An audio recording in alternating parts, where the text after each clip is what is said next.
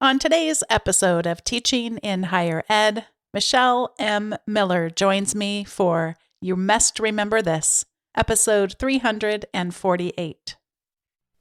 Produced by Innovate Learning, maximizing human potential. Welcome to this episode of Teaching in Higher Ed. I'm Bonnie Stahovia, and this is the space where we explore the art and science of being more effective at facilitating learning. We also share ways to improve our productivity approaches so we can have more peace in our lives and be even more present for our students.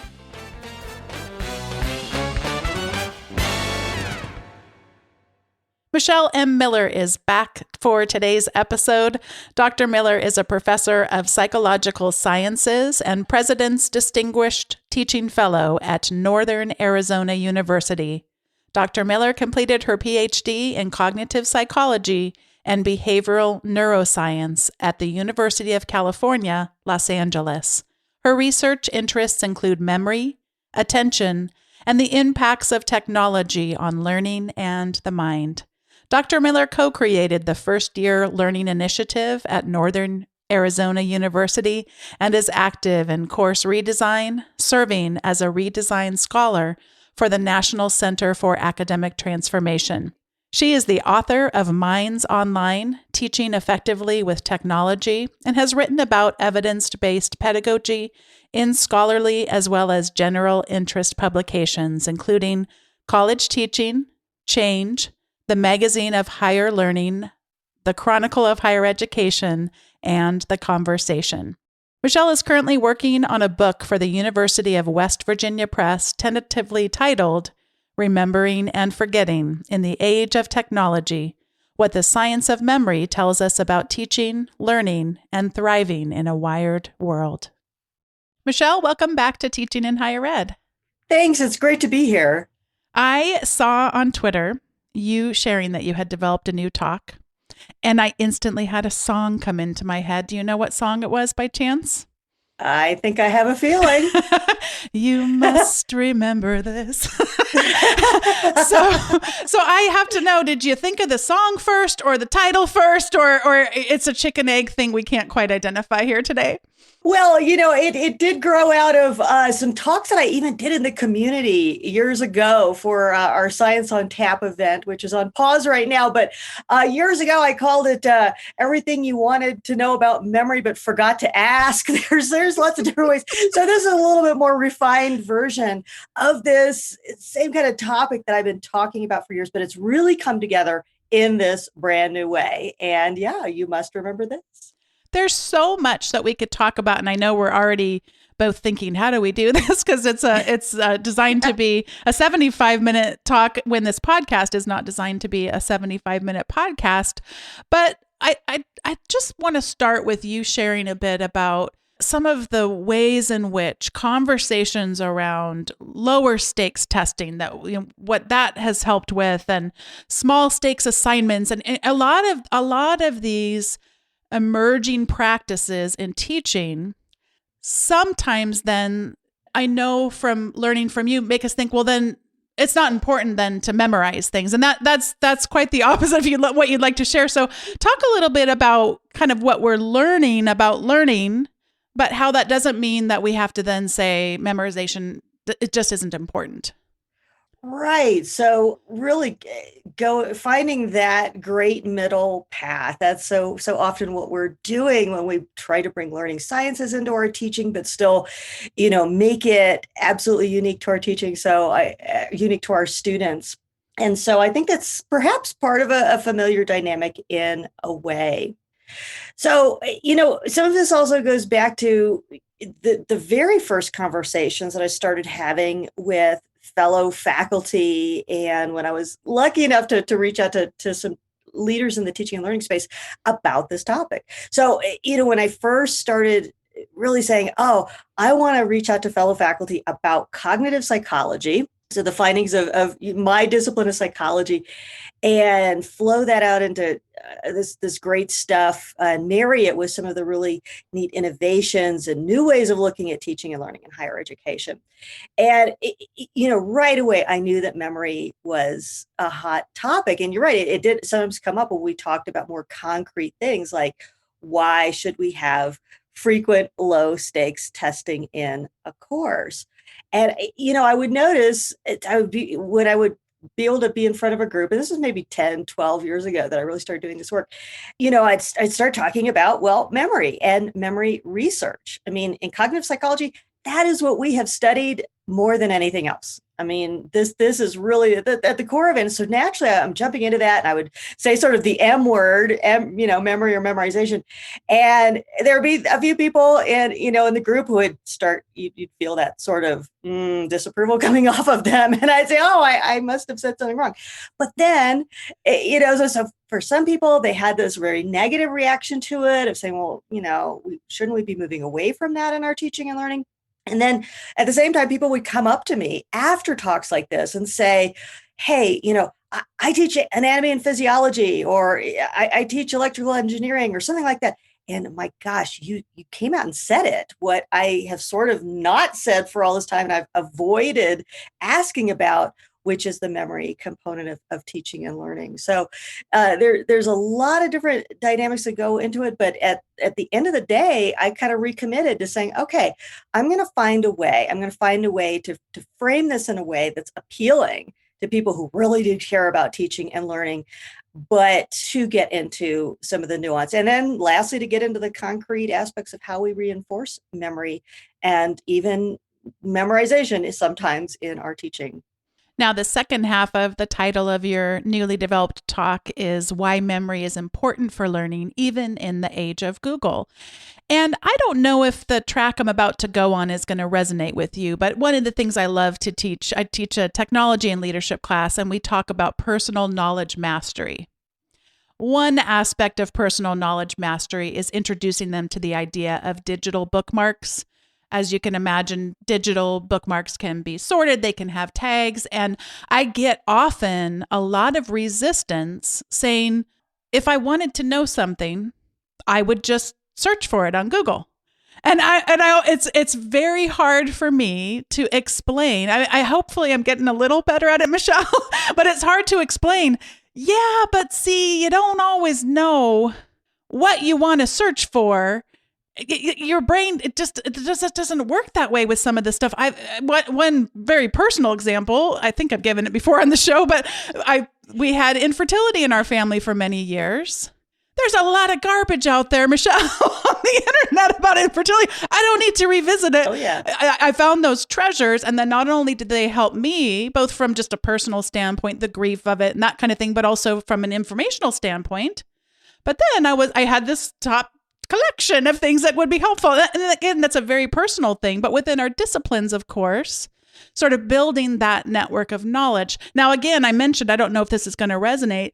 I sense, Michelle, that the next thing is then memorization, because having it tucked away in my digital bookmarking tool, there's still a barrier for me in terms of that opportunity for that deeper learning. So am I on the right track that this is kind of on the way to what you're advocating?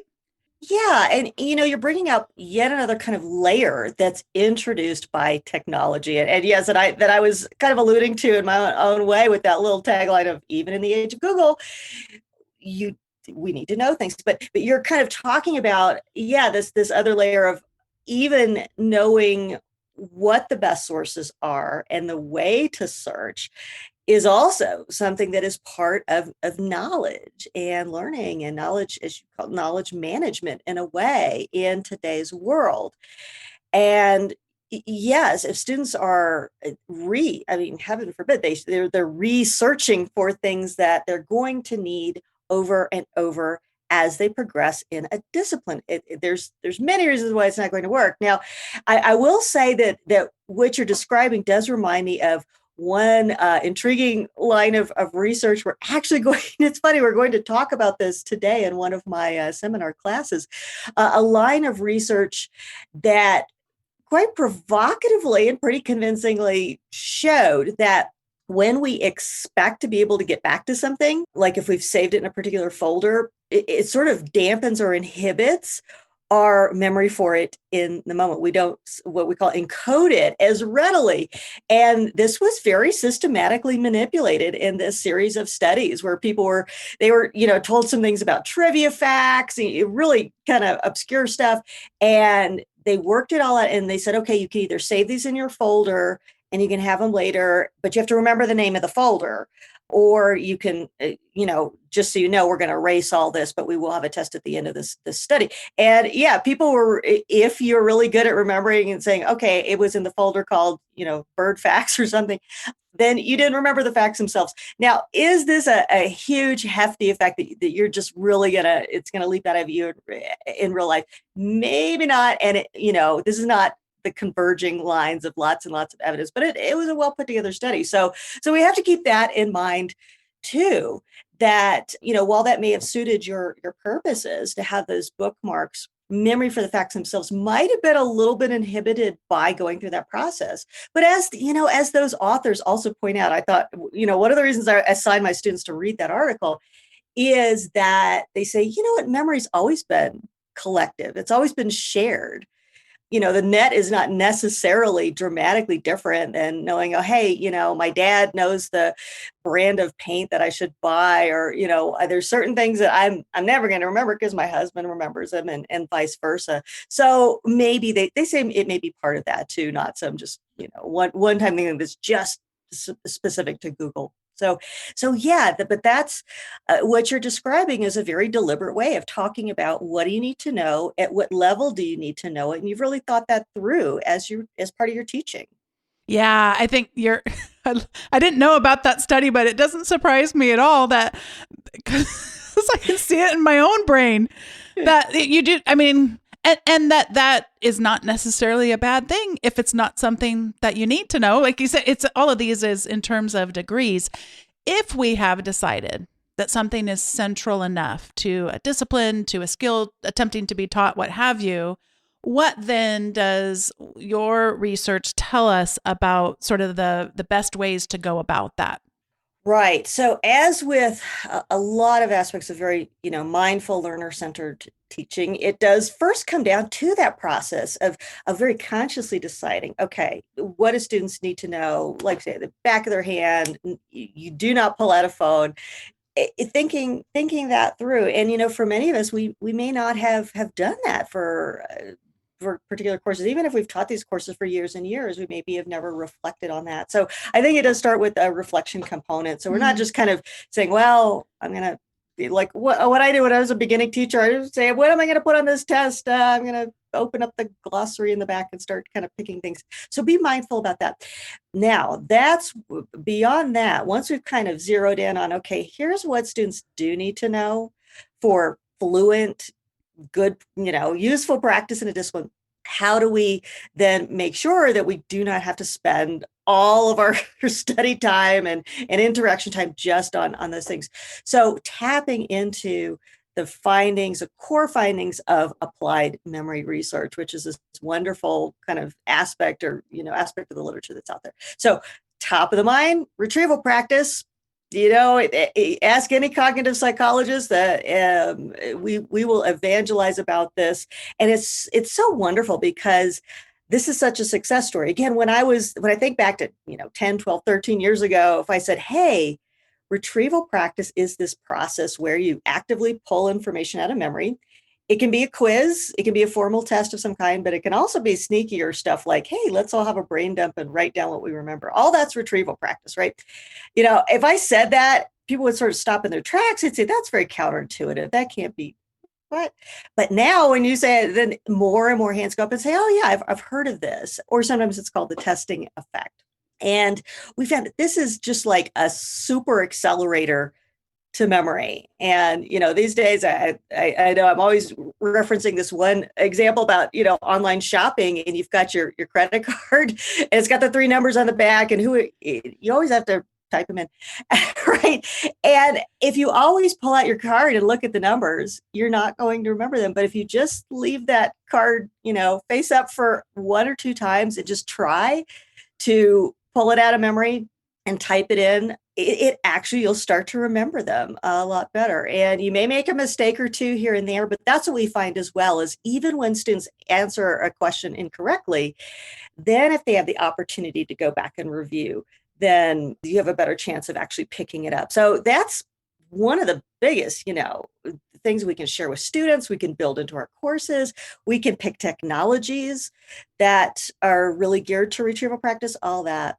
So that's a very big one. But there are some other principles as well, ones that many skilled teachers have probably hit on intuitively in their own practices.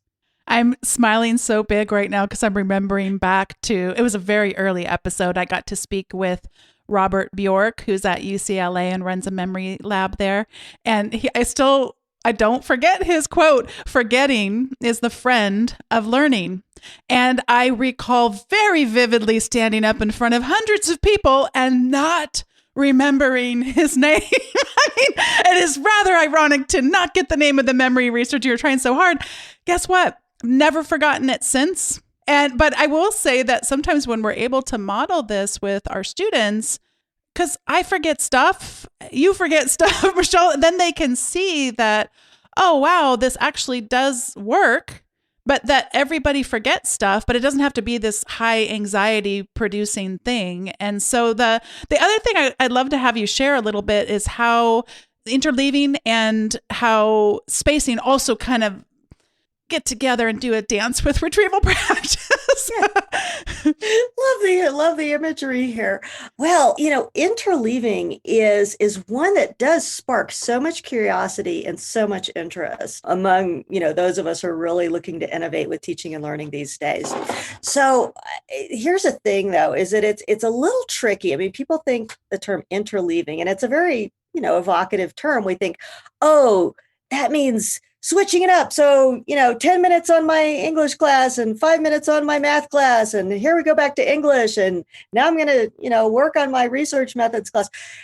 That's technically not what interleaving really is. Now, as for the value of taking breaks or setting something aside when you hit an impasse, there's a case to be made for that. Technically speaking, interleaving is really most relevant when we're selecting from different ways of solving a problem, or a lot of the research is actually on learning to identify and classify kind of examples of categories. So, and that it's a little involved, but, like, for example, a lot of the research will have people study different art styles and different artists, and that's a category, right? And there's examples within the category. They're not identical, but they share some features. And your mind and your brain are kind of doing some computations that are still not totally well understood when you're learning to do that. When I see a new painting and say, okay, if I have to slot this in a style and an artist, what I would do.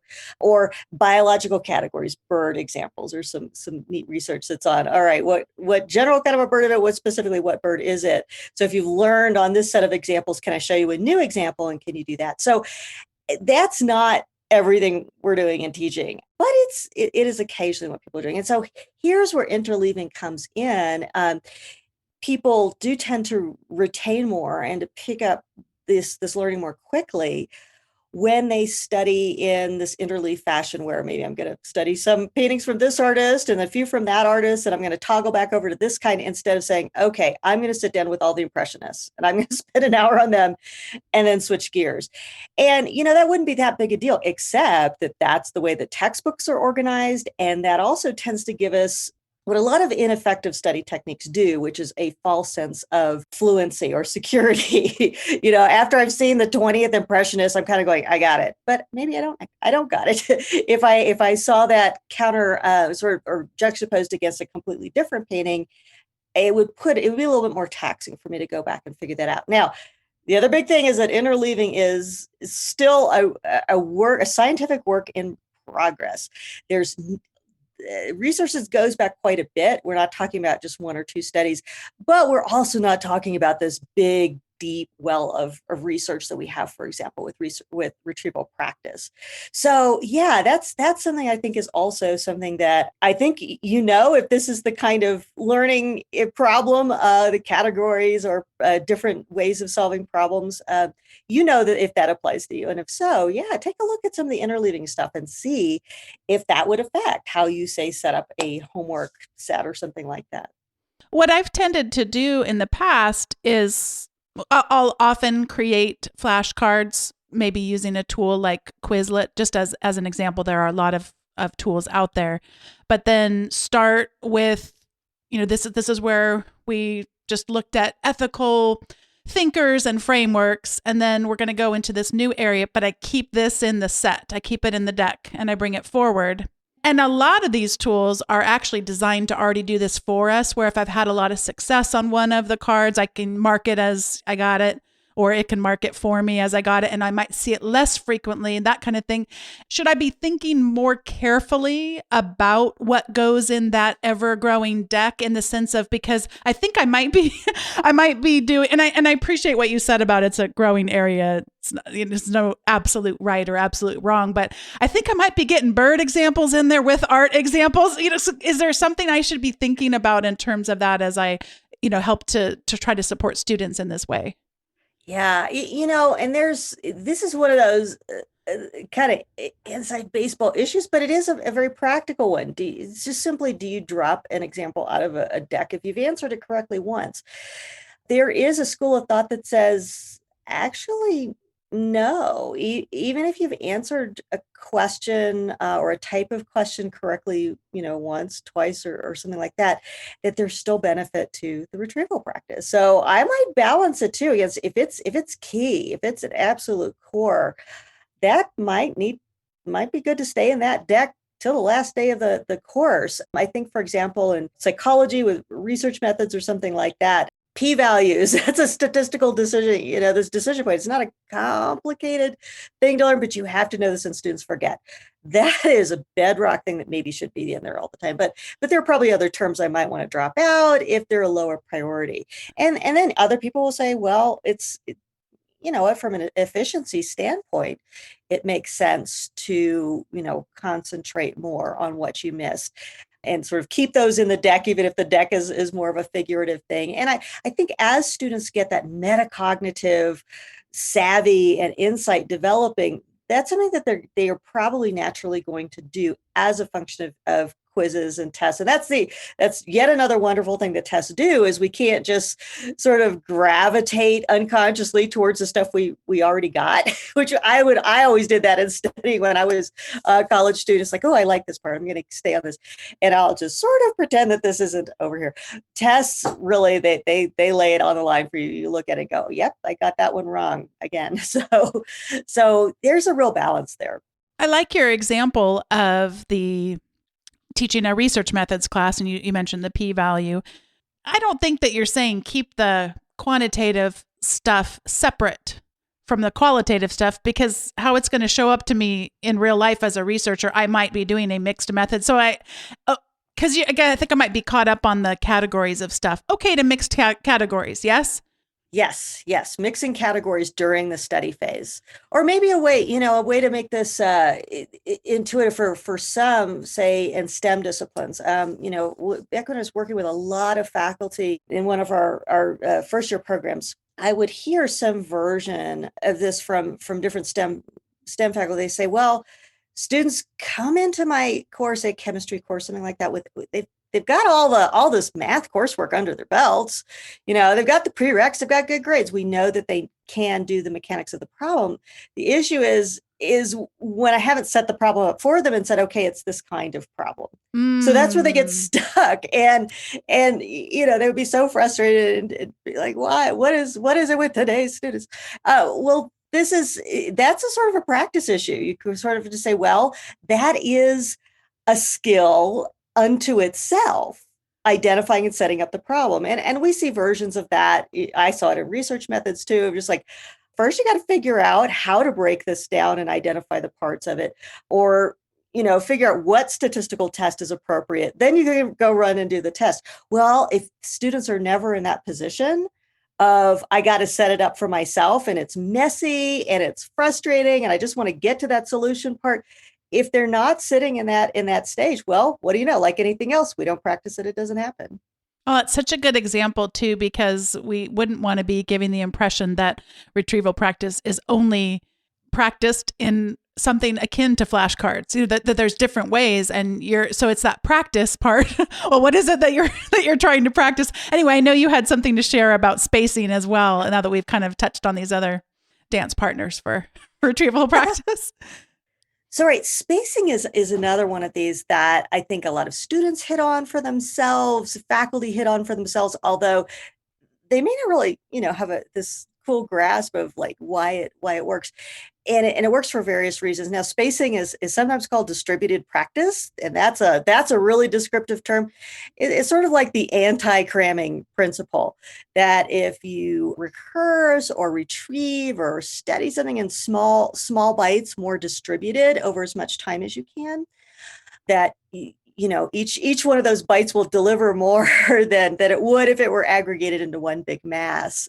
And so, yeah, we tell students, oh, don't cram. They may not really understand. That's not just about sort of an organizational issue. It's also a memory issue. And yeah, getting more out of the time. And you've described Quizlets, for example. I mean, those are great because you can do those while you're waiting for your Zoom meeting to start. So I think as students can kind of start to develop some of these neat techniques for themselves and practices for themselves, they also hit on, well, hey, I can fit this in here and fit that in there.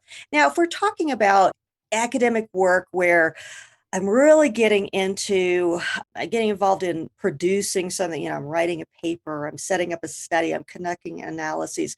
Well, that's the takeaway is not memory. So I'm not saying, work on your paper for 10 minutes and then, put it in. There are times when you do need momentum and you do need that, I guess what Cal Newport calls the deep work. But again, when we're just talking about, let's get those basic facts down in this course, that's where spacing is absolutely your friend. So we've talked about different ways of enhancing our memory. I know a big part of your work then is that that's not where it's over. It's not an either or. It's not that I either focus on memorization or deep learning. Could you talk about the connection between memorization and that deeper learning? Right. Or another metaphor is higher learning. I think it's wonderful that, Bloom's taxonomy, that now famous pyramid, I mean, it's set up like a pyramid for a reason, right? There's a hierarchy here, and that's fine.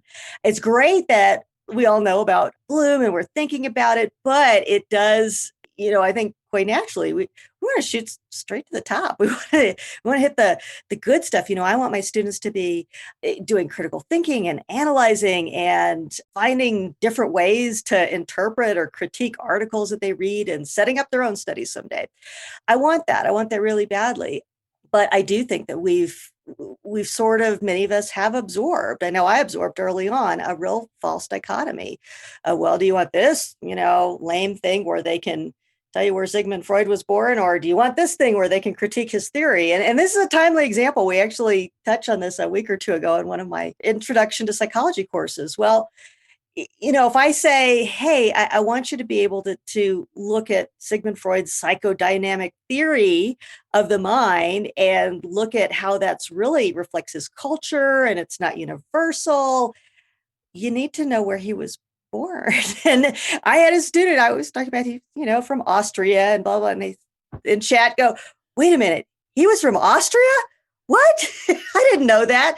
So, these things do naturally go together. And I would invite all of your listeners to, again, kind of reflect, sit back and think, where are those touch points between things that I really just know, again, not without Googling it, and things that how that complements these higher things that I really want students to know.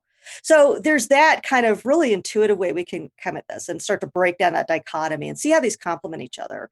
But there's also, so again, more emerging research out there.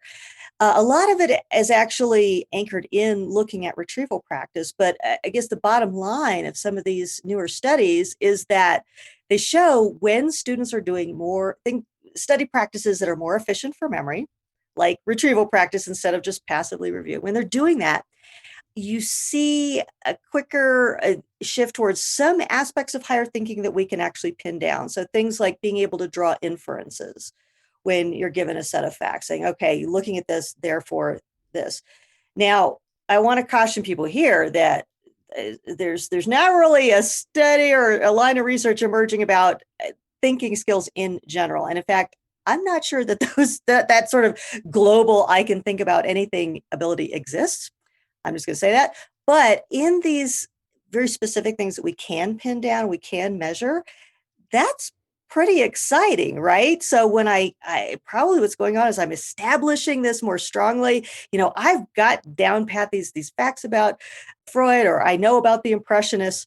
Now I can and think about them more. So there's also that argument to be made. I experimented a bit with having students memorize the 7 Habits of Highly Effective People. That's from a book by Stephen Covey from long ago. And the reason why I had them do, and you talked about this, Michelle, the importance of reflecting on what's important.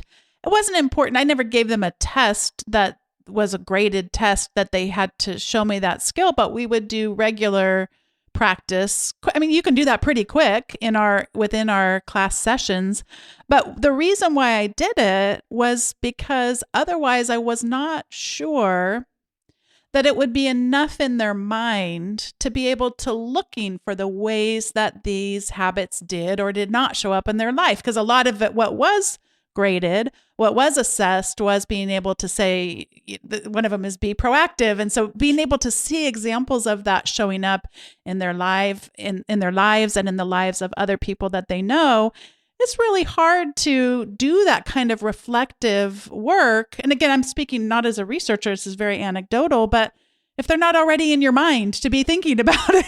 And since I don't have the opportunity to, send them all little messages to their phones or watch it those studies where they're like, how are you feeling right now? That wasn't set up for this given class. It seemed like that was a way, from my understanding, of how to help them have that deeper reflection. I don't know if that sits well with this example, but I just thought I'd throw that out there and see what you think. Oh, well, among other things, I think you hit on, other than retrieval practice, one of the very powerful things that we do to get students to really, really remember, Stephen Covey's principles. Like 5 years later, 10 years later, they're going to know that and to understand them. You ask them to link it to their own lives, right? So I think you're kind of doing both. I mean, there's that dance again. We're doing the tango, and here's, okay, I remember what the principles are, and here's here's what they look like. Here's why I care about them. Both of those are going to carry each other forward. So we call it the self-reference effect, hugely powerful. And who couldn't stand to bring this into their classroom more, to say, okay, you give me 3 examples of whether this has ever applied to you, and if not, let's talk about that too. So, right, you are getting those down pat, and I think really a really conscious teacher too. It's not just enough to say, okay, now my exam is list the principles. Maybe it has that, but it's both and. Then we also want to look at the application of it, and my money would be on the active learning that your students years from now will have that deeper understanding, and also be able to characterize. Even if they don't remember all 7, they can probably get a few of them, and they can characterize that group in general. That's what we want, right? The reflection is just so key, and we also need to be doing it with each other, with colleagues, and then also, I say colleagues kind of specific to our universities where we work, but also collectively in our disciplines, to be having an interdisciplinary. I mean, is there a place where this kind of reflection doesn't bode well? I mean, really just so crucial to be thinking and talking about those things. And that's, I think, one of the ways that your research and in this area is just so hopeful, because we can get so many different examples that can both challenge us and inspire us in these areas. And speaking of which, I guess before we get to the recommendations segment, I'd love to hear from you if there's anything that's really inspiring you. And you've already shared a number of examples in this episode, but is there anything that I didn't ask you about where you think, wow, this practice is inspiring me, or this person is inspiring me, or, here's kind of some of the thinking I'm doing in these areas that's really sort of creating a spark in your own work? In the faculty who are so, patient with my follow-ups that I do get to work with now remotely, that is a big inspiration. Each group that I get to work with bootstraps me up to bring more insights to the next group and so on. And we've really done a good job, I think, in the professional development area and in higher learning in general to make the most of these remote events. So I would say to all the folks who've sat with me on many a Zoom conference or a workshop that we did in Teams, and you responded. Some of the key questions that I ask folks are, okay, you tell me what are the key things in your discipline? And it's so amazing that every single time, not as frequently as I used to, but I'll get to talk to somebody in a discipline that I'm not familiar with. I teach civics and government, or I teach air conditioning repair, and there's always a first. So that ties in as well to my, great love of and advocacy for, whenever we can, working across disciplines and that cross-fertilization. So that's a really, really big one. I don't know if you've seen this, but I can't imagine that you wouldn't have. So much of it prior to the pandemic was, you could never do that online, or you could never. Technology would never provide those affordances. And while I do not want to dismiss the devastation of the pandemic, and I always have to be very careful when I say this because it's had awful effects all around the world. And so I never want to be a silver lining kind of person. That's not at all. In this very bad time, in this very, time of devastation, there are still those people, though, that the conversation feels like it's shifted to me to, how could I do this? And those have been some really interesting conversations, and so much with our colleagues and faculty. Yeah, I agree too. The silver lining narrative is going to be one that we're going to need to sort of counter that for a long time going forward. But absolutely, and much like with a lot of online learning, with our online interactions, it's also sometimes not, here's this completely other thing that we never could do before. And now we can. So how do we hang on to that now that we go back in? Many people say, after I taught online, I picked up things I took in my face-to-face classroom. So yeah, I think that you're absolutely right. There's things that we can take, and instead of just straight replicate, making everything just like it was face to face, sometimes you can find hidden gems. I've got a perfect segue coming up for the recommendations segment, but I can't quite get to it until I start by thanking today's sponsor, and that is TextExpander. If you've been listening for a while, you know that they are the longest running sponsor and are a big part of my productivity system. In fact, I just got my annual 2020 report of how much time I saved with it. And let's just say it confirmed, I didn't need it to confirm, but it confirmed that it really does save a lot of time. And also I noticed that it sends out not just how much time you save, but your common snippets, what they call snippets, where you have these easy to remember letters or numbers or whatever it is. For me, it's the letter Z, often followed by a series of letters. ZESIG is going to get my electronic signature, for example. And so it showed me all the ways in which it helps me be more consistent in terms of my writing and correcting things as I'm going. THE is often spelled apparently TEH by me as I'm typing. So it's just a wonderful tool. It works across a number of platforms, including Windows and Mac, and also on the iOS operating system, so your iPhone and any tablet, if you've got an iPad, for example.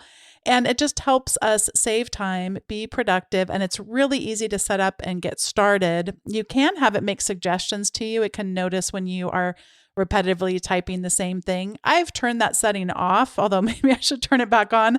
But I find that if I put my mind to it, I can find really easy ways to save a little bit of time on something simple.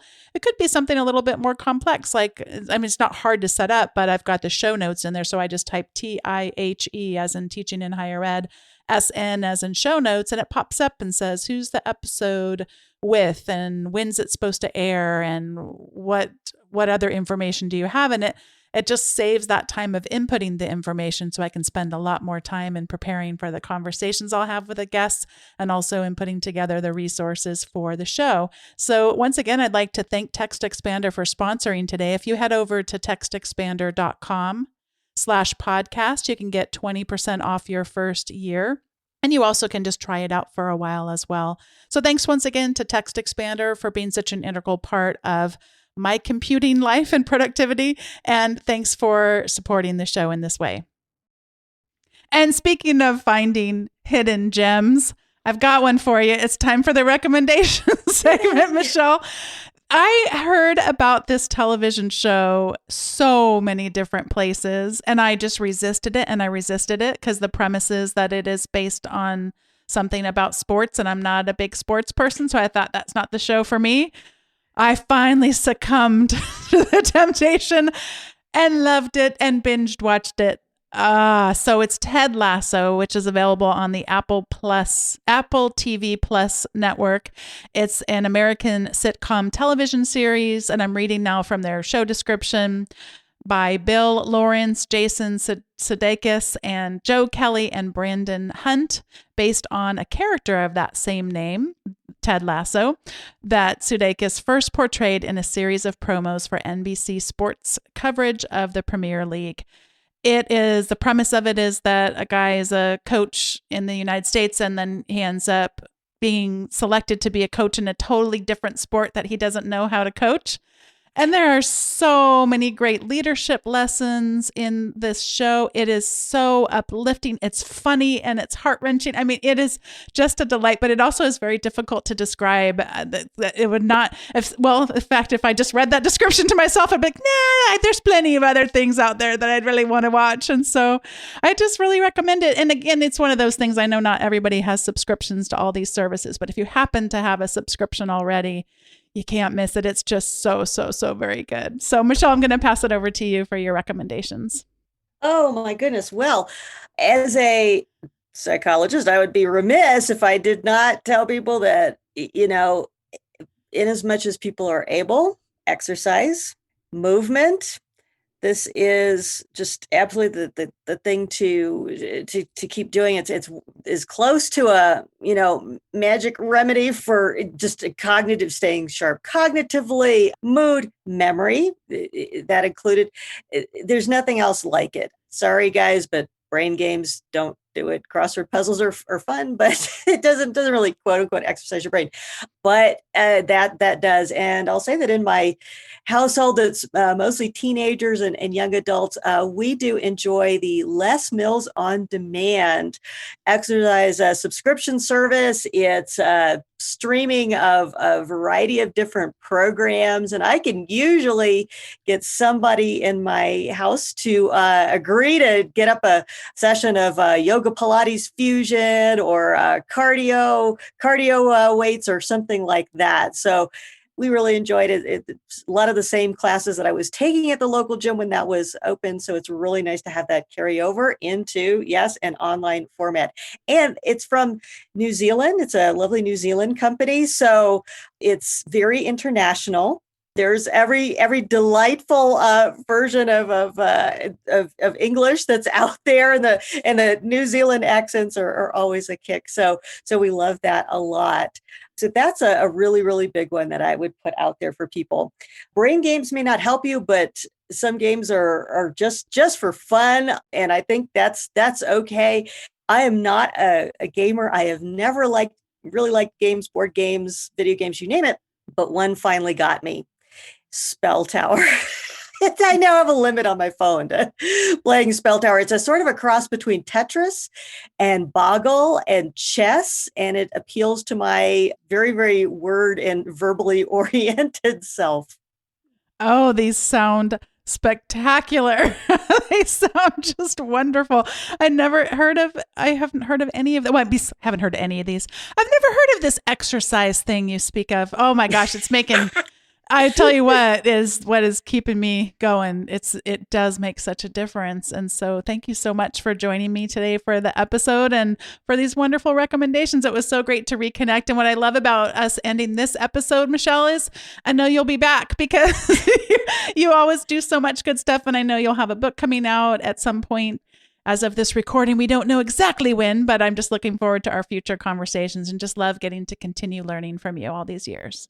Oh, and you as well. And thank you for all that you're doing to, help people keep growing and developing and doing everything we can for our students. Thanks so much for Michelle Miller for joining me on today's episode of Teaching in Higher Ed. It was great to reconnect and be inspired by your work in memory.